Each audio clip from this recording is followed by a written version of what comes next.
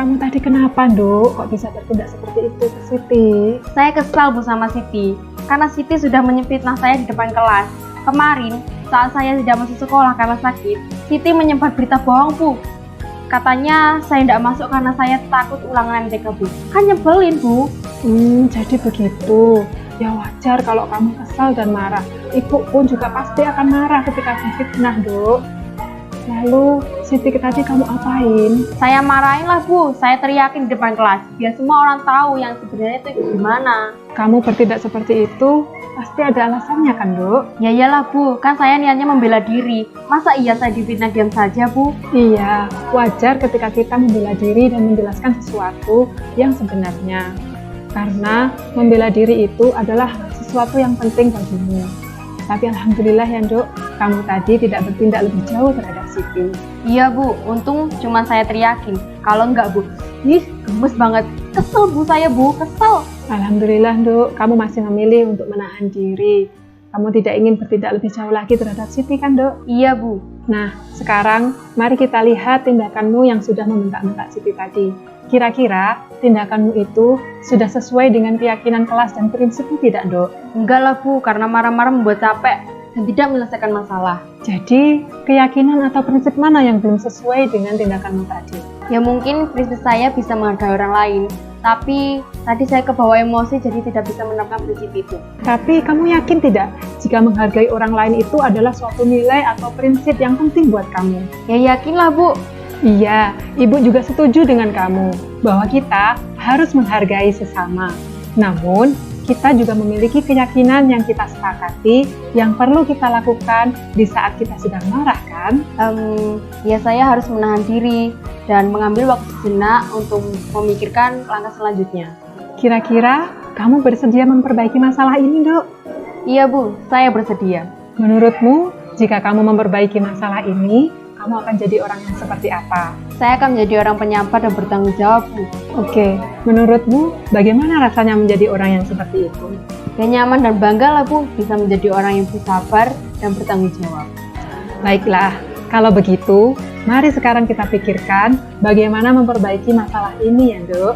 Ya mungkin saya akan meminta maaf kepada Siti dan mengajak dia bicara, biar tahu gitu yang sebenarnya bagaimana.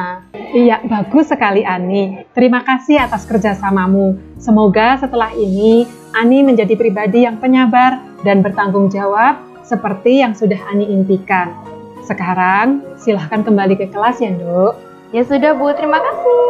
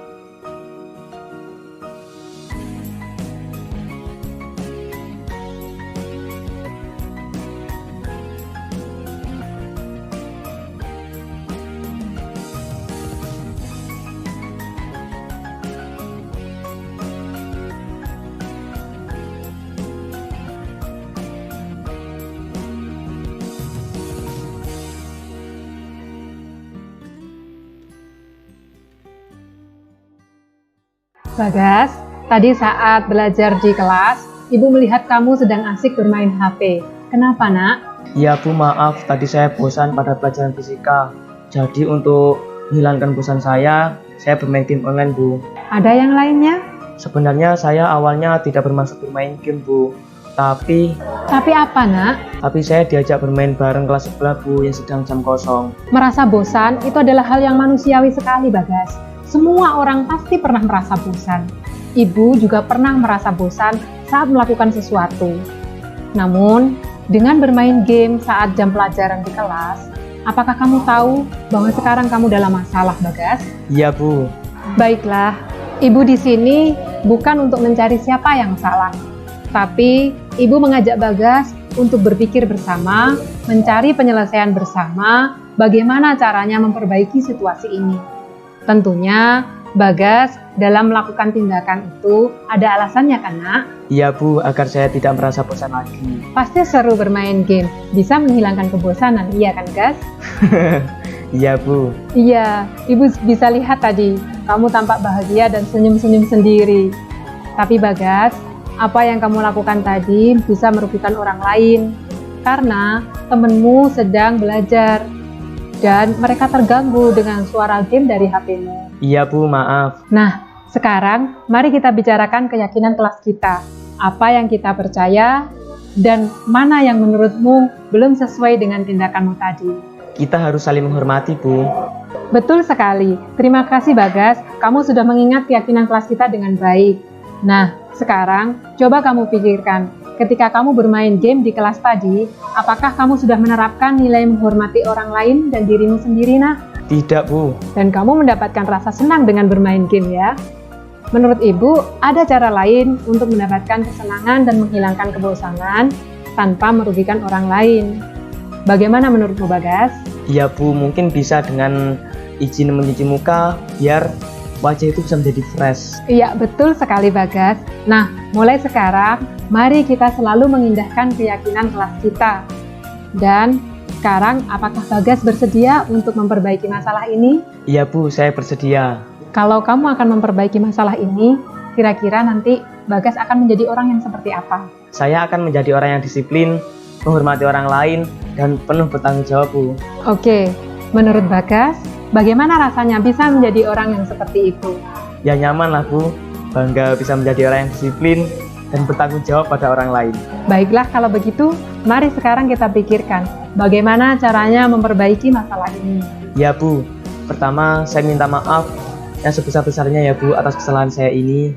Yang kedua, saya berjanji tidak akan mengulanginya lagi. Dan saya akan lebih mengindahkan keyakinan kelas kita. Baiklah, permohonan maafmu Ibu terima. Semoga setelah ini Bagas bisa menjadi orang yang lebih bertanggung jawab dan lebih disiplin lagi. Sekarang silakan kembali ke kelas dan terima kasih atas kerjasamamu ya Nak. Iya Bu, saya berjanji. Saya pamit ke kelas dulu ya Bu. Terima kasih.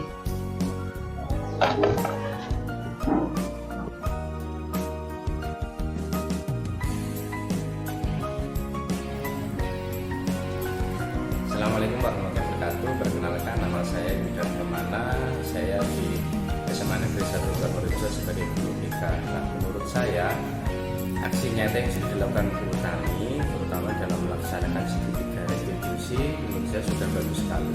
Karena dengan melakukan segitiga restitusi, anak akan diajarkan bagaimana anak memahami permasalahan yang sedang dihadapi, di mana nanti anak akan bisa memahami dan melaksanakan kesepakatan yang sudah dilakukan antara anak dengan guru.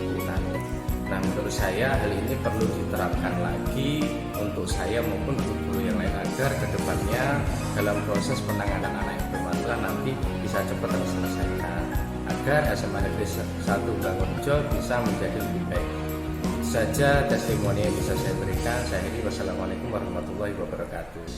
Setelah melakukan pembimbingan dengan Bu Utami, saya merasa senang, tenang, dan saya mengerti atas kesalahan saya. Dan saya siap memperbaiki diri. Terima kasih Bu Utami.